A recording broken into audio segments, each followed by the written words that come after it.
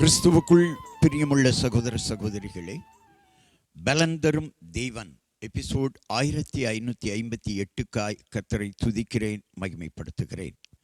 இந்த நாளிலும் எசாயா தீர்க்கதரிசியினுடைய புஸ்தகம் 5ஆம் அதிகாரம் 20வது வசனம், தீமையை நன்மை என்றும் நன்மையை தீமை என்றும் சொல்லி இருளை வெளிச்சமும் வெளிச்சத்தை இருளுமாக பாவித்து கசப்பை தித்திப்பும் தித்திப்பை கசப்பும் என்று சாதிக்கிறவர்களுக்கு ஐயோ. தீமையை சில பேர் நன்மையாக கருதி கொண்டிருக்கிறார்கள். இன்றைக்கு உலகமெங்கும் வேத புத்தகத்தின் வார்த்தைகளை சுவிசேஷமாக வேத புத்தகத்தின் வார்த்தைகளை சுவிசேஷகமாக எல்லாருக்கும் அறிவிக்கிற பொழுது அதன் மூலம் நன்மை பயக்கும். ஆனால் உலகில் ஒரு சிலர் அதை தீமை என்று கருதி புறக்கணிக்கிறார்கள். வேத புத்தகம் நமக்கு நல்ல வழிகாட்டும், வேத வசனங்கள் நமக்கு நல்ல வழிகாட்டும், வாழ்க்கையிலே சமாதானத்தை, அமைதியை, நிலையான வாழ்க்கையை தரும். ஆனால் அநேகருக்கு வேத புத்தகம் தீமையாக தெரிகிறது, சுவிசேஷம் தீமையாக தெரிகிறது. எனவே ஒரு சிலர் அதை எதிர்க்கிறார்கள். அதே போல இயேசு கிறிஸ்துவிடத்தில் வாருங்கள் என்று அழைத்தால் அது சிலருக்கு தீமையாக தெரிகிறது. சிலர் இருளுக்குள்ளே இருக்கிற வாழ்க்கை தான் எங்களுக்கு நல்லா இருக்கும், தான் தோன்றித்தனமாக வாழ்வது, வேத புத்தகத்திற்கு விரோதமாக வாழ்வது, இயேசு கிறிஸ்துவை ஏற்றுக்கொள்வதிலே இருக்கிற தடைகள் எங்களுக்கு நலமாக இருக்கிறது. இப்படி இருளை சிலர் வெளிச்சமாக கருதி வாழ்ந்து கொண்டிருக்கிறார்கள்.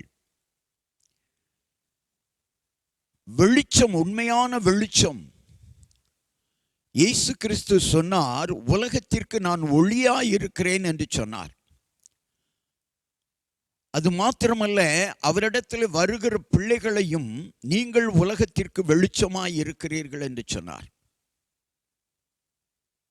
ஆனால் ஜனங்கள் இருளுக்குள்ளே வாழ்கிறதைத்தான் பாக்கியமாக கருதுகிறார்கள். சிலர் கசப்பான வாழ்க்கையை இனிமையான வாழ்க்கை என்றும், தித்திப்பான வாழ்க்கையை கசப்பான வாழ்க்கை என்றும் சொல்லி வாழ்கிறார்கள். இவர்களுக்கு ஐயோ. வேதம் சொல்லுகிறது,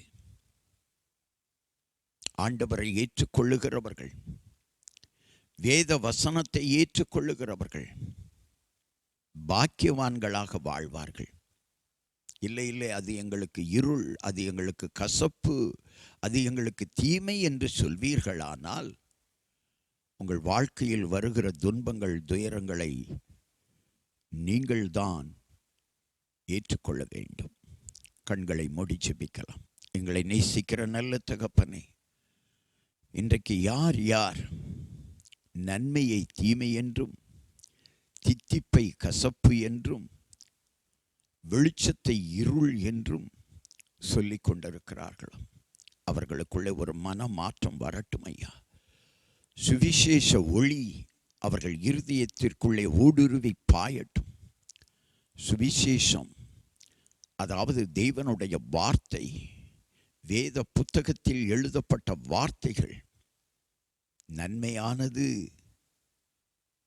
வெளிச்சமானது, மதுரமானது, தித்திப்பானது என்பதை உணர்ந்து கொண்டு மகிழ்வான வாழ்க்கை வாழ வாழ்த்துகிறேன். இயேசுவின் நாமத்தில் கர்த்தர் நன்மையான காரியங்களை ஒவ்வொருவருக்கும் தருவீராக, வெளிச்சமான காரியங்களை ஒவ்வொருவருக்கும் தருவீராக, இனிப்பான காரியங்களை ஒவ்வொருவருக்கும் தருவீராக. தாழ்த்தி ஒப்பு கொடுக்கிறோம். இயேசு கிறிஸ்துவின் மகிமையுள்ள நாமத்தில் ஜெபிக்கிறேன் பிதாவே. ஆமேன், ஆமேன்.